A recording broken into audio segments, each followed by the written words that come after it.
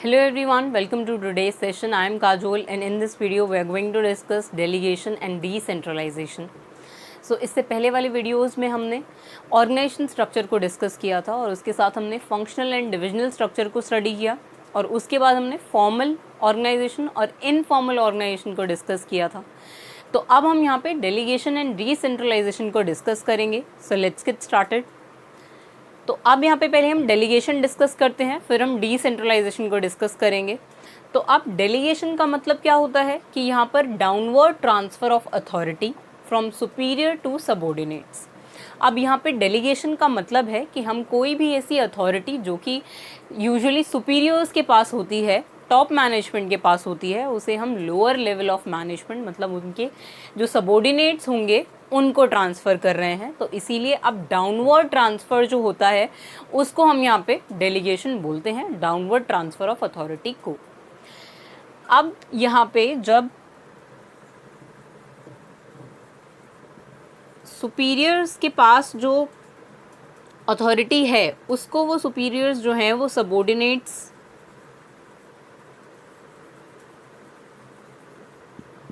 को ट्रांसफ़र कर रहे हैं, तो इसी ट्रांसफ़र ऑफ अथॉरिटी को हम यहाँ पे डेलीगेशन बोलते हैं। अब जो भी अथॉरिटी यहाँ पे सुपीरियर ने सबऑर्डिनेट को ग्रांट की है वो हमेशा इक्वल होनी चाहिए रिस्पॉन्सिबिलिटी असाइंड के। तो इसका मतलब है कि यहाँ पे जितनी अथॉरिटी हम ग्रांट कर रहे हैं किसी भी एक सबऑर्डिनेट्स को, उसके पास उतनी ही रिस्पॉन्सिबिलिटी होनी चाहिए, एक बैलेंस होना चाहिए अथॉरिटी ग्रांटेड और रिस्पॉन्सिबिलिटी असाइंड के बीच। तो अब यहाँ पे अकाउंटेबिलिटी कांट बी डेलीगेटेड, मतलब इसका मतलब ये है कि यहाँ पे जो अकाउंटेबिलिटी है वो सुपीरियर की ही रहेगी। सुपीरियर जो है वो उस अकाउंटेबिलिटी को मतलब आंसरेबिलिटी को डेलीगेट नहीं कर सकता सबऑर्डिनेट्स को। अब इसका मतलब क्या है कि यहाँ पर अगर ऐसा होता है कि कोई भी एक अथॉरिटी और रिस्पॉन्सिबिलिटी जो है अगर एक सुपीरियर ने सबऑर्डिनेट को असाइन की है, लेट्स से किसी भी एक पर्टिकुलर टास्क को लेकर, वो टास्क कुछ भी हो सकता है। तो अब क्या होता है कि यहाँ पर जो सबऑर्डिनेट है उसने लेट्स से उससे ये जो टास्क है वो उसमें वो उसको इफ़ेक्टिवली जो है वो परफॉर्म नहीं कर पाया। तो अब यहाँ पर सुपीरियर जो है वो ऐसा नहीं बोल सकता कि यहाँ पर उसने ये जो पर्टिकुलर रिस्पॉन्सिबिलिटी या अथॉरिटी है वो यहाँ पर पहले ही उस सबऑर्डिनेट को असाइन कर दी थी, इसीलिए वो सब जो एक्ट है जो एफिशिएंटली परफॉर्म नहीं हो पाया उसके लिए यहाँ पर सुपीरियर जो है वो रिस्पॉन्सिबल नहीं है। तो ऐसा यहाँ पर सुपीरियर जो है वो नहीं कह सकता, क्योंकि वो यहाँ पर अपनी जो अकाउंटेबिलिटी है, जो आंसरेबिलिटी है, उसको डेलीगेट नहीं कर सकता। वो सिर्फ अथॉरिटी और रिस्पॉन्सिबिलिटी को ही असाइन कर सकता है सबऑर्डिनेट्स को। अकाउंटेबिलिटी जो है वो अभी भी सुपीरियर की ही रहेगी कि जो भी वहाँ पर उस एक्ट का आउटकम आया है उसको यहाँ पर उसकी जो रिस्पॉन्सिबिलिटी होगी, चाहे अब वो सक्सेस हो वो टास्क या फिर फेलियर हो, दोनों की ही जो अकाउंटेबिलिटी होगी वो यहाँ पर सुपीरियर की ही होगी। वो ही यहाँ पर उसके लिए आंसरेबल होगा जो भी उस एक्ट का आउटकम होगा। तो इसीलिए यहाँ पर अकाउंटेबिलिटी कांट बी डेलीगेटेड। यहाँ पे जो सुपीरियर है वो सिर्फ अपनी अथॉरिटी को ही वहाँ पे डेलीगेट कर सकता है, अकाउंटेबिलिटी को नहीं, मतलब अपनी आंसरेबिलिटी को वो डेलीगेट नहीं कर पाएगा। वो बस यहाँ पे अपनी अथॉरिटी को ही डेलीगेट कर सकता है। जो भी एक्ट का आउटकम होगा उसके लिए वहाँ पर जो सुपीरियर है वही आंसरेबल होगा। तो अब यहाँ पे है can be taken back and re assigned. अब यहाँ पर जो ये सुपीरियर होगा वो यहाँ पे इस जो ये टास्क इसने असाइन किया है, वो जो अथॉरिटी यहाँ पर असाइन की है सुपीरियर ने सबऑर्डिनेट को, ये उस अथॉरिटी को वहाँ पे उस सबऑर्डिनेट से वापस भी ले सकता है और किसी दूसरे सबऑर्डिनेट को री असाइन कर सकता है। तो अब डेलीगेशन में हम क्या देख रहे हैं कि हम यहाँ पे डेलीगेशन ऑफ अथॉरिटी कर रहे हैं। कोई भी एक सुपीरियर जो है वो डाउनवर्ड ट्रांसफ़र कर रहा है अपनी अथॉरिटी को, और यहाँ पे जो अथॉरिटी ग्रांटेड है और जो रिस्पॉन्सिबिलिटी असाइंड है उनके बीच में यहाँ पे बैलेंस होना चाहिए। और यहाँ पे अकाउंटेबिलिटी जो है वो यहाँ पे सुपीरियर डेलीगेट नहीं कर सकता। आंसरेबिलिटी हमेशा यहाँ पर सुपीरियर की ही होगी, चाहे अब वो जो टास्क यहाँ पे सबऑर्डिनेट ने परफॉर्म किया है उसका आउटकम फेवरेबल हो चाहे अनफेवरेबल हो। तो अब यहाँ पर डेलीगेशन के अंदर हमने 3 इम्पॉर्टेंट टर्म्स देखे, जो कि है अथॉरिटी, रिस्पॉन्सिबिलिटी एंड अकाउंटेबिलिटी। तो अब अथॉरिटी हम किसको कह रहे हैं? अथॉरिटी का मतलब है राइट टू कमांड। अब राइट टू कमांड कैसे कि अब ये जो सुपीरियर है इसके पास ये राइट है कि ये यहाँ पर सबॉर्डिनेट जो होगा उसको ऑर्डर्स दे सकता है, उसको कमांड कर सकता है। तो इसीलिए यहाँ पर जो अथॉरिटी है सुपीरियर के पास, वो उसको ये राइट देती है कि वो वहाँ पे कमांड कर सकता है जो भी सबॉर्डिनेट उसके अंडर है उसको। तो अथॉरिटी का मतलब होता है कि यहाँ पर जिसके पास भी अथॉरिटी है उसके पास ये राइट है कि वो कमांड कर सकता है। तो यहाँ पे सुपीरियर जो है वो कमांड कर सकता है सबॉर्डिनेट को, उसके पास ये अथॉरिटी है। अब इसी अथॉरिटी को यहाँ पे सुपीरियर जो है वो डेलीगेट कर रहा है, तो इसीलिए यहाँ पे अथॉरिटी जो है वो टॉप टू बॉटम होती है। अब रिस्पॉन्सिबिलिटी का मतलब है कि ये ऑब्लिगेशन टू परफॉर्म होता है। रिस्पॉन्सिबिलिटी का मतलब है कि अब सबॉर्डिनेट के पास ये रिस्पॉन्सिबिलिटी है कि उसको ये जो पर्टिकुलर टास्क उसे दिया गया है उसको वो परफॉर्म करना है। तो उसके पास ये ऑब्लिगेशन है, वो ऑब्लिगेटेड है उस एक पर्टिकुलर टास्क को परफॉर्म करने के लिए, जो भी टास्क उसे उसके सुपीरियर्स ने असाइन किया है उसको। तो इसीलिए यहाँ पर रिस्पॉन्सिबिलिटी का क्या मतलब होता है कि हमें वो जो टास्क है उसको परफॉर्म करने की ऑब्लिगेशन है हमारे ऊपर, तो इसीलिए इसको हम यहाँ पर रिस्पॉन्सिबिलिटी बोलते हैं। अकाउंटेबिलिटी का मतलब है आंसरेबिलिटी फॉर आउटकम। अब जो हमने यहाँ पे देखा कि यहाँ पे अकाउंटेबिलिटी जो है वो डेलीगेट नहीं हो सकती, तो अब अकाउंटेबिलिटी का मतलब है आंसरेबिलिटी की, मतलब जो भी उस एक पर्टिकुलर टास्क का आउटकम होगा उसके लिए यहाँ पर सुपीरियर की ही आंसरेबिलिटी होगी। उसी को यहाँ पे जो भी आउटकम होगा, चाहे वो फेवरेबल हो चाहे अनफेवरेबल आउटकम हो, दोनों के लिए ही यहाँ पे सुपीरियर जो है वो आंसरेबल होगा। और यहाँ पर सुपीरियर जो है वो ऐसा नहीं कह सकता कि उसने तो ये पर्टिकुलर टास्क जो है वो सबॉर्डिनेट को अपॉइंट कर दिया था, अब वही रिस्पॉन्सिबल है उस टास्क के लिए और वही आंसर करेगा अब जो भी आउटकम आया है उसके लिए। तो ऐसा नहीं है। तो इसी को हम कहते हैं कि यहाँ पे जो सुपीरियर होगा वो अपनी जो अकाउंटेबिलिटी है उसको डेलीगेट नहीं कर सकता, वो सिर्फ अथॉरिटी को ही डेलीगेट कर पाएगा। तो अब यहाँ पे अथॉरिटी जो है वो कैन बी डेलीगेटेड, तो हमने यहाँ पे डेलीगेशन में ही देख लिया कि हम यहाँ पे ट्रांसफ़र ऑफ अथॉरिटी ही कर रहे होते हैं। तो अथॉरिटी जो है वो डेलीगेट हो सकती है, ट्रांसफ़र हो सकती है। अब जो रिस्पॉन्सिबिलिटी है that can't be entirely delegated, जो रिस्पॉन्सिबिलिटी होगी उसको हम एंटायरली डेलीगेट नहीं कर सकते। तो अब यहाँ पे सुपीरियर जो है वो अपनी सारी ही रिस्पॉन्सिबिलिटी जो है वो सबॉर्डिनेट्स पर नहीं डाल सकता, उनको डेलीगेट नहीं कर सकता। तो इसीलिए रिस्पॉन्सिबिलिटी जो है that can't be entirely delegated. अब अकाउंटेबिलिटी जो है वो यहाँ पर है कांट बी डेलीगेटेड। यहाँ पे हमने देखा कि अकाउंटेबिलिटी जो होगी उसको यहाँ पर सुपीरियर जो है वो डेलीगेट नहीं कर पाएगा, क्योंकि वो जो भी टास्क का आउटकम होगा उसके लिए खुद ही रिस्पॉन्सिबल होगा। तो यही यहाँ पर 3 एलिमेंट्स थे अंडर डेलीगेशन, जिसमें हमने अथॉरिटी, रिस्पॉन्सिबिलिटी एंड अकाउंटेबिलिटी को देखा। डेलीगेशन में हमने देखा था कि यहाँ पे डाउनवर्ड ट्रांसफ़र ऑफ अथॉरिटी हो रहा है from superior to subordinates.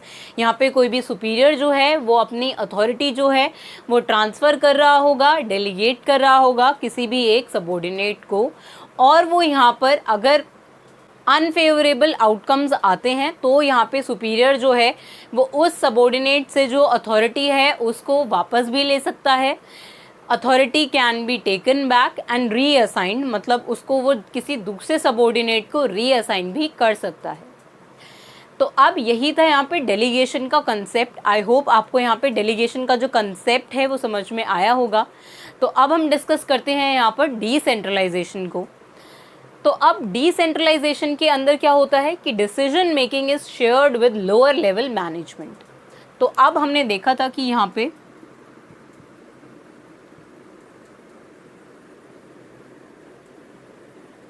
Three levels of management थे।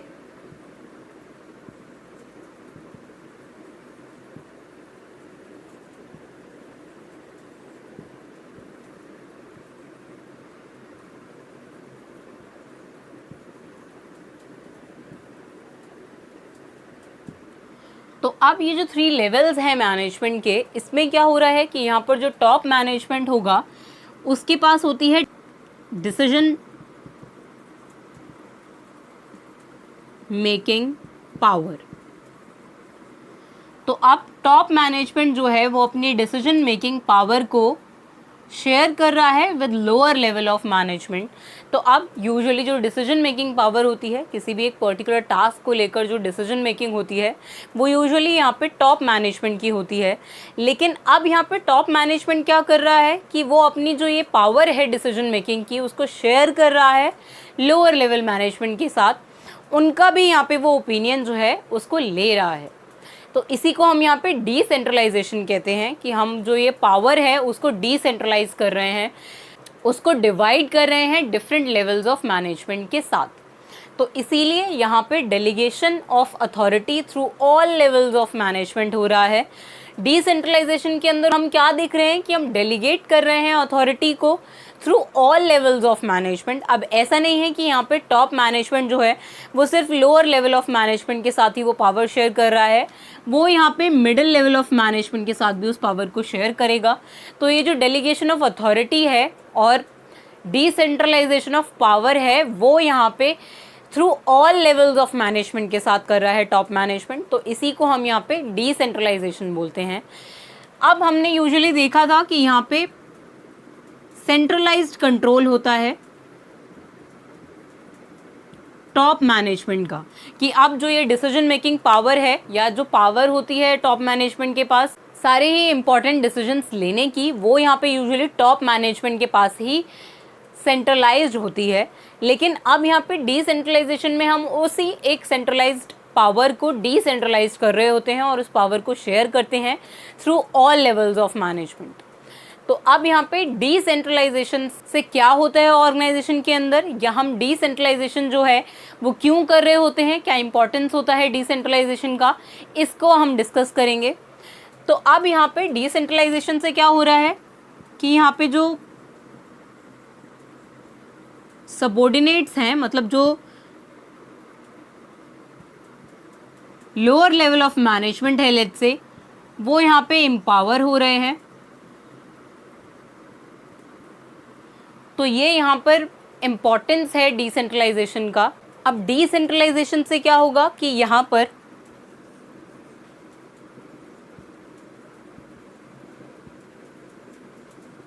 क्विक डिसीजन मेकिंग होगा, क्योंकि यहाँ पे सारे ही जो इम्पोर्टेंट डिसीजंस हैं वो सिर्फ यहाँ पे टॉप मैनेजमेंट की रिस्पॉन्सिबिलिटी नहीं है।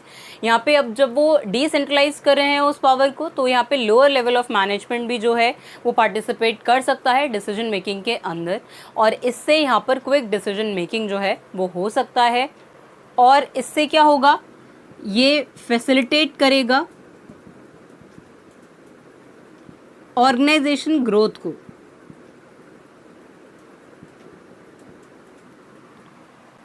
और यहाँ पर क्या हो सकता है,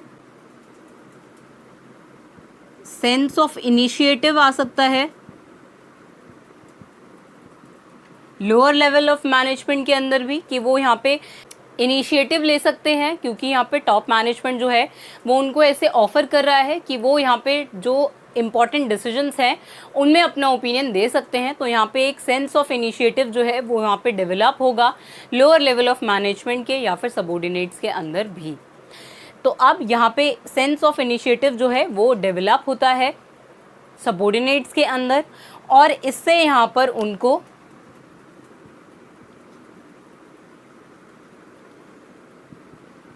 रिकॉग्नाइज्ड फील होता है कि यहाँ पर उनका भी कोई रिकॉग्निशन जो है, उनका भी कंट्रीब्यूशन जो है वो ऑर्गेनाइजेशन की तरफ कंसिडर हो रहा है। यहाँ पे उनको ऐसा लगेगा कि यहाँ पे उनको रिकॉग्नाइज किया जा रहा है, उनके ओपिनियंस को भी कंसिडर किया जा रहा है, तो उनको यहाँ पे सेंस ऑफ रिकॉग्निशन जो है वो भी रियलाइज होगा। तो यही यहाँ पर इम्पोर्टेंस है डिसेंट्रलाइजेशन का। अब डेलीगेशन के भी ये इम्पोर्टेंस हो सकते हैं कि यहाँ पर डेलीगेशन से भी हम क्विक डिसीजन मेकिंग कर सकते हैं, जो भी डिफरेंट टास्क हैं उनको परफॉर्म करने में ईज हो सकता है, और यहाँ पे जो टॉप मैनेजमेंट है उस पर ज़्यादा बर्डन जो है वो भी नहीं आएगा अगर वो अपने अथॉरिटी को डेलीगेट करेगा। और यहाँ पे इससे सबऑर्डिनेट्स जो हैं वो भी यहाँ पे एनकरेज होंगे अपने टैलेंट शो करने के लिए और एक टास्क को एफिशिएंटली एंड इफेक्टिवली परफॉर्म करने के लिए। तो यही यहाँ पर मीनिंग था डेलीगेशन एंड डिसेंट्रलाइजेशन का। आई होप आपको ये दोनों ही टर्म्स जो हैं वो समझ में आए होंगे। तो डेलीगेशन में हमने देखा था कि यहाँ पर डाउनवर्ड ट्रांसफ़र हो रहा था और यहाँ पे सुपीरियर जो है वो सबऑर्डिनेट्स के टास्क के लिए अकाउंटेबिलिटी जो है उसको डेलीगेट नहीं कर पा रहे थे। लेकिन अब डिसेंट्रलाइजेशन में हमने देखा कि यहाँ पे डिसीजन मेकिंग जो है सिर्फ उसी को यहाँ पे टॉप मैनेजमेंट जो है वो लोअर लेवल ऑफ मैनेजमेंट के साथ शेयर कर रहा होता है। तो अब यहाँ पे क्या डिफरेंस होता है डेलीगेशन एंड डिसेंट्रलाइजेशन के बीच में, उसको हम डिस्कस करेंगे। तो अब डिफरेंस के लिए हम यहाँ पे बेसिस लेते हैं पहले। तो अब फर्स्ट बेसिस है यहाँ पे नेचर। तो अब on the basis of nature यहाँ पे डेलीगेशन जो है वो एक्चुअली कंपलसरी होता है ऑर्गेनाइजेशन के अंदर, कि यहाँ पे ये जो टास्क है डेलीगेशन का वो कंपलसरी है, क्योंकि यहाँ पे सारे ही जो टास्क हैं वो सुपीरियर जो है वो परफॉर्म नहीं कर सकता, इसीलिए उसको यहाँ पे डेलीगेट करना पड़ता है कंपलसरीली अपनी कुछ ड्यूटीज़ को, अपनी कुछ अथॉरिटीज़ को और रिस्पॉन्सिबिलिटीज़ को। तो इसीलिए यहाँ पे डेलीगेशन जो है वो कंपलसरी होता है, लेकिन डिसेंट्रलाइजेशन जो है वो कंपलसरी नहीं होता।